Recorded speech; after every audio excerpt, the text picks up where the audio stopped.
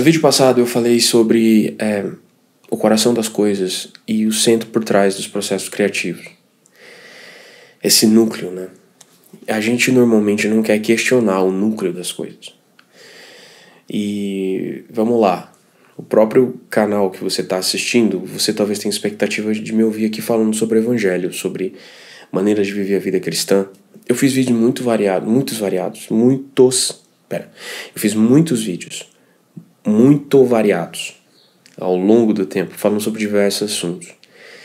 E todos eles tinham como núcleo essa ideia de uma vida cristã. E aí, isso não mudou, mas o vídeo passado foi sobre processo criativo, foi sobre meu trabalho. E como essas coisas estão relacionadas? Elas estão relacionadas porque a cosmovisão bíblica, a maneira de ver o mundo guiado pela Escritura, influencia todas as áreas da vida. E uma das coisas que essa maneira de viver influencia a gente é que a gente precisa procurar o coração das coisas. Sinceramente, não é tão fácil procurar o coração das coisas, né? Porque o coração, ele está escondido. Se você levar em consideração aquela ideia do Simon Sinek de o que, como e porquê, o círculo dourado de Simon Sinek, eu gosto muito de aplicar essa filosofia às minhas análises de projeto. Esse porquê é o coração das coisas. Então eu vou adaptar a ideia do Sinek à minha própria maneira de ver as coisas. Encontrar os porquês é encontrar o coração. Essa pergunta, por quê, é uma pergunta muito desgraçada. Por quê? Ela é a pergunta que menos a gente quer ouvir, por exemplo, dos nossos filhos. Eu tenho 2 filhos, uma menina de 7 e um garoto de 11. E por que é uma pergunta que a gente morre de medo? A gente não quer ouvir por quê. Se a gente está fazendo alguma coisa no ministério, bora, sei lá, fazer tal evento. Aí a pessoa olha pra você e fala assim, por quê? Normalmente as pessoas nem querem perguntar por quê. Elas sempre falam o que vai ser, ou como a gente vai fazer, ou então é legal, não é legal. Mas lá, o porquê, essa pergunta lá no fundo, o porquê, essa pergunta quebra a gente. Porque o porquê é justamente a pergunta que vai revelar a motivação. Vai revelar o núcleo da coisa, o mais interno lá, o mais profundo lá. Então a gente detesta essa pergunta. Eu, pessoalmente, não gosto de perguntar por quê. E não gosto de perguntar por quê pra mim. As outras pessoas, o porquê das outras pessoas é delas. Mas quando eu começo qualquer coisa, ou quando qualquer coisa vem pra mim, eu pergunto por quê. Eu não gosto das respostas que eu obtenho com os porquês. E as próprias respostas normalmente paralisam. Eu tenho 1000 ideias de projetos cristãos, de motivações para palestras, arranjos e tal, mas por que eu vou fazer isso? E por que normalmente paralisa? Então, a gente está com o Encontro CAI já tem 4 anos, talvez até um pouco mais. O Encontro CAI já teve 10 pessoas, 15 pessoas, 30 pessoas, 50 pessoas, 70 pessoas, 80 jovens num culto. E aí a gente pergunta por quê.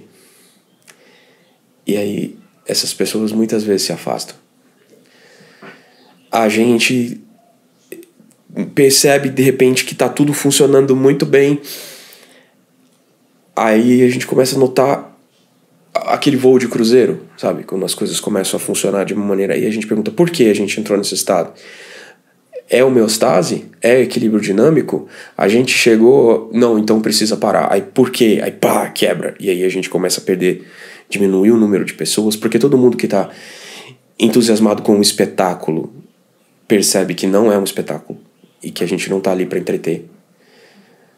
E a gente tá ali para falar efetivamente do evangelho. E aí o número de pessoas cai, porque todo mundo que tá muito na vibe do espetáculo acaba não suportando a dureza das palavras. Outras vezes a gente mesmo perde a motivação. A gente que serve ali na igreja ou qualquer outro contexto, a gente perde a motivação. Porque o porquê é isso. Ela é aquela pergunta que faz você andar com propósito. Faz você andar com uma motivação, com um sentimento. Cara, por que eu tô fazendo esse vídeo agora? Sendo bem honesto, eu tô fazendo esse vídeo agora porque eu preciso tirar essas coisas do meu coração. Esse é o porquê, eu preciso falar sobre elas. E por que eu tô fazendo isso publicamente? Porque todas as vezes que eu falei sobre coisas que estavam no meu coração, eu encontrei eco nessa audiência, em pessoas que estavam passando por situações semelhantes. E os meus porquês motivaram pessoas a entender os seus porquês. Então vocês vão dizer assim, então você está se pautando em sucessos anteriores? Não. Eu só percebi que é o momento de fazer isso. Porque o coração das coisas tem que ser achado. E essa é uma pergunta que ninguém quer fazer. Então eu tô fazendo essa pergunta. Cara, por que que a gente se envolve nas coisas? Por que que a gente faz os cultos desse jeito? Por que que os projetos têm esse nome? Por quê? É uma pergunta que você deve se responder o tempo todo. E a maior parte das vezes, a gente tem medo de perguntar por quê. Exatamente porque eles destroem, os porquês destroem as coisas. Eu lembro sempre daquele filme Inception, né? Aqui no Brasil é A Origem, do Nolan. Ele fala sobre isso, que você pode arrancar ideias de dentro do subconsciente das pessoas, do mundo dos sonhos das pessoas. Mas ele fala que se você conseguir for fundo bastante para plantar uma ideia simples lá, você vai nas camadas superiores do pensamento da pessoa, você vai conseguir mudar a maneira como ela enxerga o mundo. O porquê é isso. O porquê, ele é como uma picareta escavando todas as camadas da superficialidade do seu pensamento até alcançar o núcleo, que é a sua motivação. E não me diga que os porquês são puros. Todos os porquês tendem a ser confusos e misturados. A gente é caído. E a gente é caído por ter desobedecido a Deus no consumo de uma coisa proibida, que era justamente o fruto de uma árvore chamada conhecimento do bem e do mal. É muito curioso que a árvore tenha esse nome. Bem e mal, no campo da motivação, parecem estar misturados. É como se a semente de uma mistura de bem e mal tivesse em tudo o que a gente faz. Paulo fala disso em Romanos 7. Eu quero fazer o bem, mas acabo fazendo o mal. E mesmo quando eu faço o bem, esse bem pode se tornar em mal. Miserável homem que sou, quem me livrará o corpo dessa morte? Quando a gente começa a perguntar os porquês do nosso coração, é isso que a gente encontra. Um fruto misturado. E esse fruto é misturado, né? As nossas ações como frutos, elas são misturadas, porque a semente da árvore do nosso coração também é misturada. Aí você me pergunta assim, o que fazer? Paraliso tudo? Porque se eu estou dando frutos misturados, e eu não quero fazer isso porque essa mistura iníqua de bem e mal é desagradável para Deus, e analisando meu próprio coração eu percebo que eu tenho motivações iníquas mesmo nas minhas ações boas. O que eu vou fazer? Eu vou parar de agir? Eu vou desistir das coisas? Não. O porquê é uma pergunta que revela as motivações, mas não responde como tratá-las. E você não deve ter medo de perguntar. Mas uma vez que as coisas estão expostas, aí você pode tratá-las. Eu tive meu coração provado nas suas motivações muitas vezes. Por que eu cuido dessas pessoas? Por que eu me envolvo com determinadas ideias? Por que eu estou cantando essa música agora? Por quê? Algumas vezes as ações não sobreviveram às motivações. Quando eu questionei as motivações, tudo desmoronou. Mas outras vezes havia uma mistura na minha edificação que, quando foi provada pelo fogo da pergunta, uma parte foi queimada, a outra parte permaneceu. Você vai ver isso em 1 Coríntios 3. Ele fala assim: cada um veja como edifica. Se você edifica com madeira, feno e palha, ouro, prata, pedras preciosas, manifesta se tornará a obra de cada um, pois o dia revelará. E as nossas obras estão sendo reveladas pelo fogo.